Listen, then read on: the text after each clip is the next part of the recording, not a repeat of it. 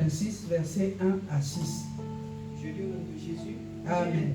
Amen. Seigneur, nous te disons merci pour ta parole. Saint-Esprit de Dieu, viens nous enseigner. Viens nous enseigner, Esprit de Jésus. En ce moment, nous voulons nous asseoir et nous voulons t'écouter. Je fais taire les émotions, les sentiments, tout ce qui n'est pas de toi, au nom de Jésus-Christ. Amen. Amen. Hein? Donc, bien aimé, le thème de notre jeûne, c'est l'impact de la persévérance. Et pour ceux qui étaient là le mercredi, la sœur Merveille a posé vraiment les fondements le mercredi. Elle nous a parlé de la persévérance. C'est quoi la persévérance? Nous n'allons pas revenir dessus. Elle nous a expliqué c'est quoi être impacté et tout ça. Et donc aujourd'hui, nous continuons toujours dans les mêmes élans. Nous voyons ici la parole de Dieu nous dit il eut une famine dans les pays outre la première famine qui eut lieu du temps d'Abraham, et Isaac alla vers Abimelech, roi des Philistins, à Guérar. Alléluia. La Bible nous dit ici, il y eut une famine. Et ce n'était pas la première fois. C'est-à-dire, à l'époque d'Abraham, le papa d'Isaac aussi, il y avait eu cette famine. Et pareil, Abraham est parti, n'est-ce pas, en Égypte, ou c'est au pays des Philistins plutôt. Et ici, il y a une chose qui s'est passée. Isaac aussi voulait partir. Isaac aussi voulait partir. Mais écoutez le verset 2. Au verset 2, la Bible dit, l'Éternel lui apparut et dit, ne descends pas en Égypte, demeure dans le pays que je te dirai. Alléluia. Ce soir, Dieu te dit, ne bouge pas de là où tu es. Est-ce que tu me reçois ce soir? Amen.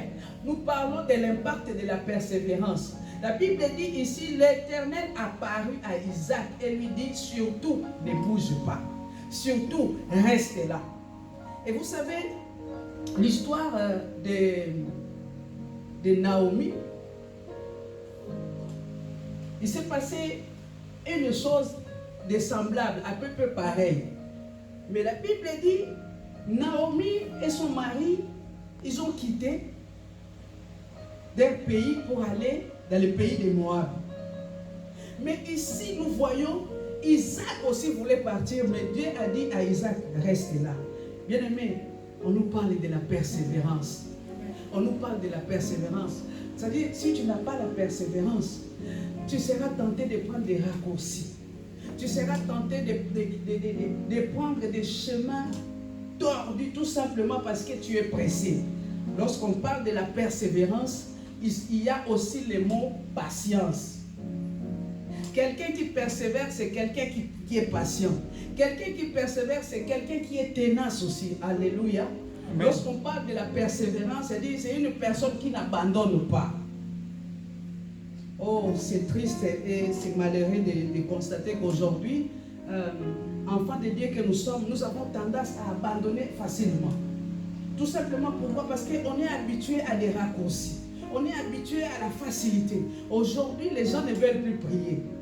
Les gens ne veulent plus prier. Les gens veulent des miracles, mais les gens ne veulent plus prier. Laisse-moi te dire une chose, Andy. Il n'y a que par la prière. Si ce n'est pas la prière, là, ça devient du fétichisme. Il n'y a que la prière. Maman Esther, il n'y a que par la prière. Nous connaissons l'histoire de Anne, la maman de Samuel. Elle est restée longtemps devant la présence de Dieu. En quelque sorte, elle a persévéré aussi. Parce que la Bible dit, chaque année, elle montait à Silo plutôt avec son mari pour aller faire des sacrifices.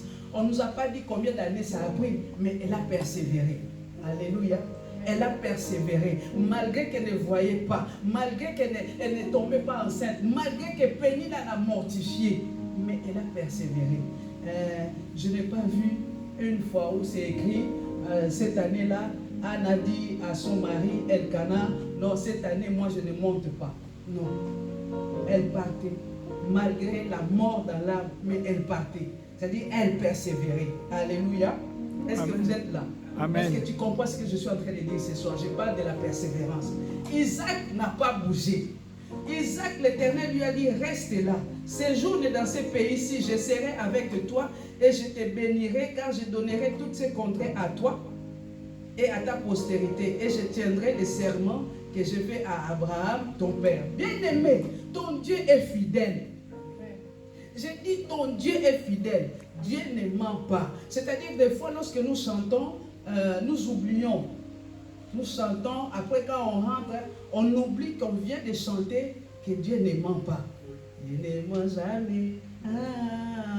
C'est quel problème qui les fait reculer. C'est-à-dire, nous les chantons, n'est-ce pas Ingrid? Nous chantons que Dieu ne ment pas. C'est quel problème qui les fait reculer. Dieu ne ment pas. C'est quel Goliath qui peut tenir devant lui. Mais quand on rentre chez nous, maintenant que tu es en face maintenant de ton problème, là, de ton Goliath, hein, est-ce que tu continues à chanter ou bien tu baisses les bras? Est-ce que tu continues à persévérer ou bien tu baisses les bras? Bien-aimé, Dieu est fidèle. Ce qu'il a dit, il le fait. Ce qu'il promet, il accomplit toujours sa parole. N'est-ce pas que la Bible dit qu'il marche derrière sa parole pour l'accomplir? Dieu n'est pas un menteur. Il n'y a rien d'étonnant de sa part. C'est-à-dire, ce qu'il dit, il a la capacité aussi de le faire. Parce que ce n'est pas un homme. Moi, je peux te promettre, mais être dans l'incapacité de le faire. Mais la Bible dit, rien n'est impossible à Dieu. Alléluia. Amen. Isaac est resté séjourner dans ces pays-là. Parce que Dieu avait promis à Abraham. Et lorsque nous lisons la suite, nous voyons qu'est-ce qui s'est passé par la suite. Isaac a été béni. Tout simplement pourquoi? Parce qu'il n'a pas bougé. Bien aimé, quand je médite la parole, des fois je reste là longtemps et je vois, il y a d'autres versets qui viennent, il y a d'autres exemples qui viennent comme ça là. Il y a aussi un homme qui a persévéré. Cet homme-là, souvent, nous parlons de lui, il est resté 38 ans à Bethesda. Ça, il fallait le faire. Alléluia. Amen. Pendant 38 ans, il est resté là. C'est la persévérance aussi. Bien-aimé, l'impact de la persévérance, cet homme-là a été impacté à cause de sa persévérance. À cause de sa persévérance, pendant 38 ans, il était là. Il attendait, il voyait comment les autres étaient guéris, il voyait comment l'eau était agitée. Et lui, le temps de faire des manœuvres pour sortir de son fauteuil, quelqu'un d'autre était déjà dans l'eau, mais il était là. Peut-être qu'au fond de lui, il se disait, un jour viendra. Alléluia. Amen. Un jour viendra. Bien aimé, il y a un temps pour tout. Il y a un temps pour tout. Il y a un temps pour pleurer, mais il y a un temps aussi pour essuyer des larmes. Il y a un temps pour être dans les échecs, mais il y a un temps pour réussir. Il y a un temps pour s'aimer, mais il y a un temps aussi pour récolter. Quel est cet homme-là qui ne fait que s'aimer, s'aimer, s'aimer, s'aimer? Tu sèmes, tu sèmes, tu sèmes, tu sèmes le matin, midi, soir, mais tu ne récoltes pas. Tu vas finir par te lasser. Alléluia. Amen. Quand nous partons au travail, n'est-ce pas, du 1er au 30, nous avons notre paye. Ça, c'est l'homme qui paye. À combien plus forte raison, le Dieu Tout-Puissant, le Dieu de Luc chapitre 18, l'histoire de la veuve avec les juges iniques. Nous connaissons cette histoire.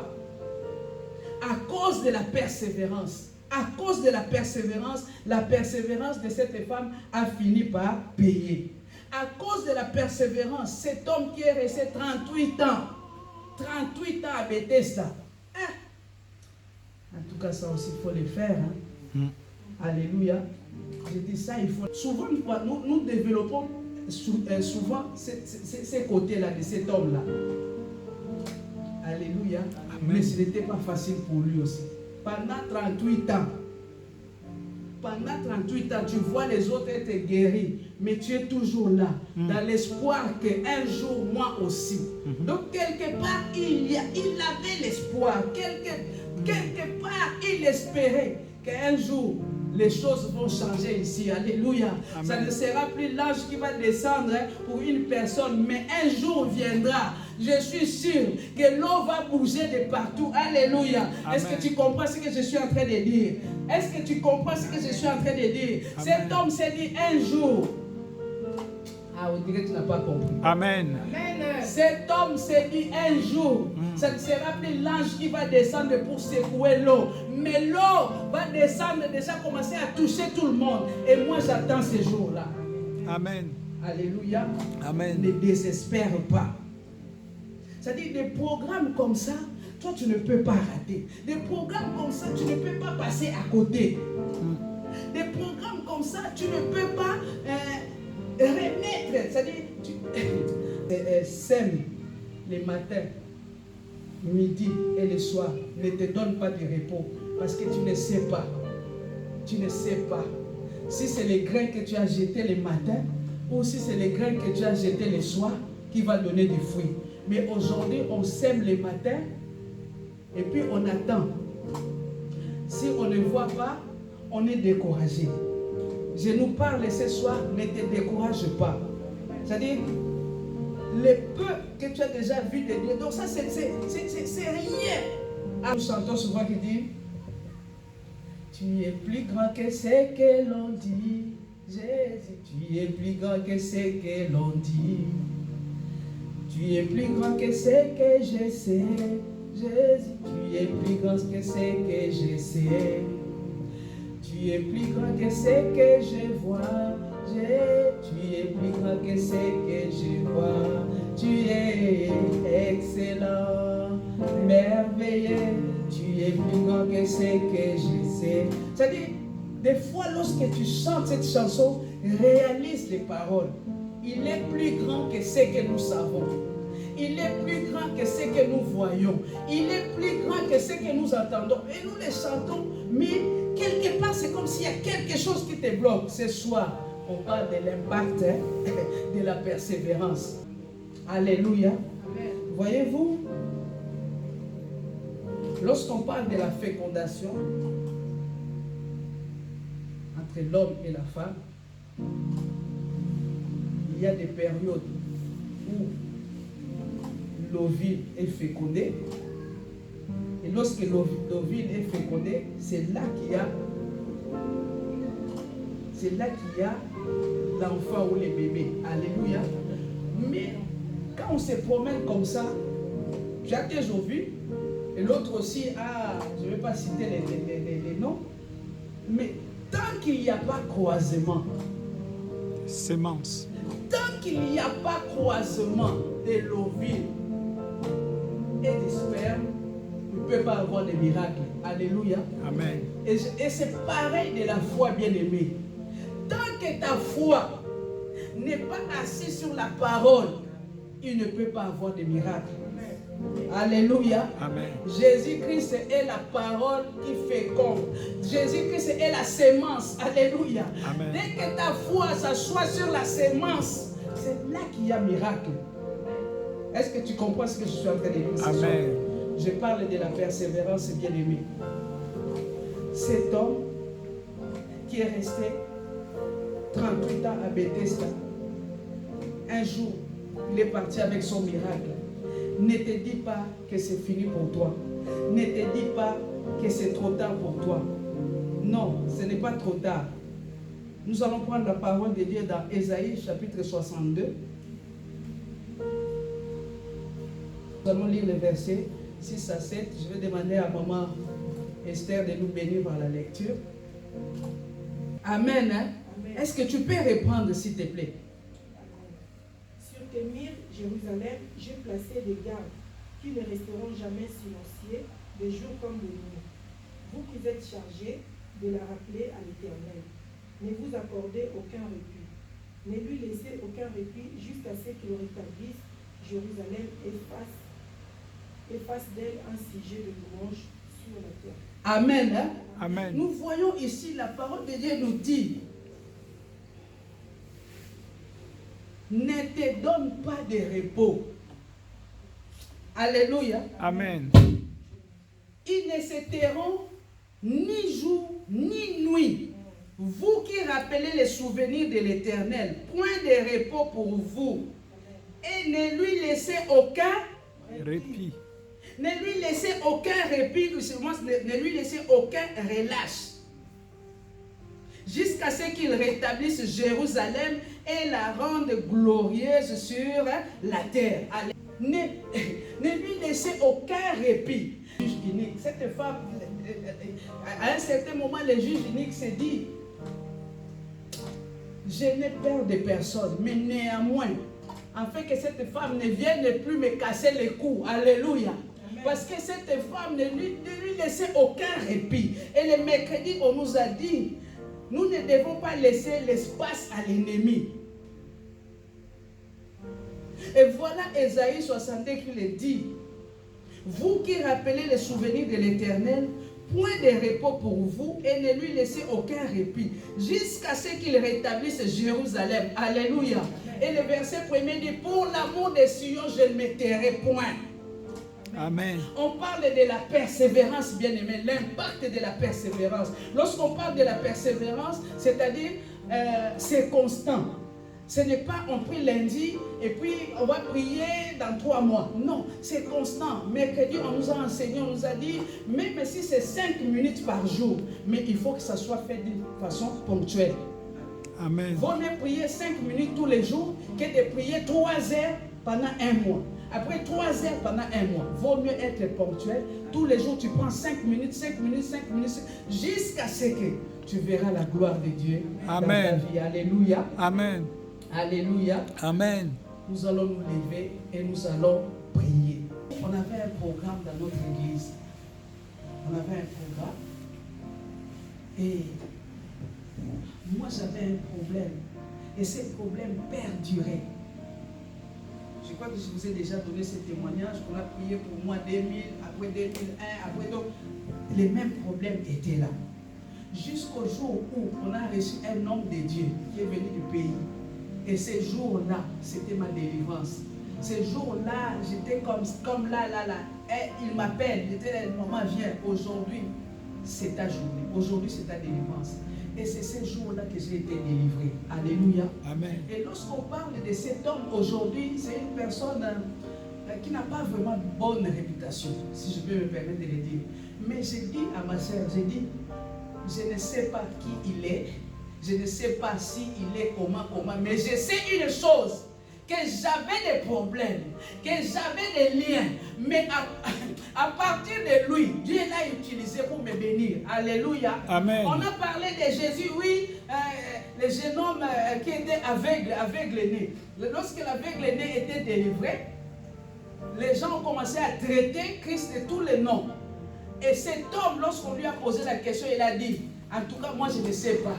S'il est Belzébuth, s'il est qui, mais ce que je sais, c'est que j'étais aveugle, maintenant je vois. Amen. Alléluia. Amen. Ce que je sais, c'est que hier je ne voyais pas, mais aujourd'hui je vois. Des programmes comme ça, ce n'est pas des programmes à négliger. Tu ne sais pas si c'est ce jour-là que le Seigneur a prévu de te bénir. Mais parce que dans l'homme, il y a, je ne sais pas, il y a quelque chose de mauvais dans l'homme. Il dit non, moi je ne vais pas aller. Mais je sais une chose. J'étais aveugle, mais maintenant je vois. Amen. Amen. Je ne connais pas la vie de cet homme, mais je sais une chose. Dieu l'a utilisé pour me guérir. Amen. Alléluia. Amen. Et sur ce, nous allons nous lever et nous allons prier. Si je lis au nom de Jésus. Sur tes murs, Jérusalem, j'ai placé des gardes. Ils ne se tairont ni jour ni nuit. Les versets de ces ministères. C'est dans Jean chapitre 11, verset 40. N'ai-je pas dit que si tu crois, tu verras la gloire de Dieu? Et tout à l'heure, pendant l'exhortation, nous avons vu que Jésus-Christ a la sémence. Jésus-Christ, c'est la parole. C'est la parole qui vient féconder. Alléluia. Amen. Jésus-Christ a la sémence qui est féconde sur tous les plans. Amen. Et lorsque ta foi croise maintenant Jésus-Christ, lorsque ta foi est assise sur la parole que Jésus-Christ, quelque chose doit se passer. C'est là qu'on nous a parlé de la collision. C'est là qu'il y a un choc, il y a un miracle. Amen. Il y a un miracle ce soir pour toi. Ton miracle est là ce soir. Quelque chose est en train de se passer. Je dis quelque chose, oh rabba, quelque chose est en train de se passer. quelque chose est en train de se passer. Prie le Seigneur au nom de Jésus-Christ en accord.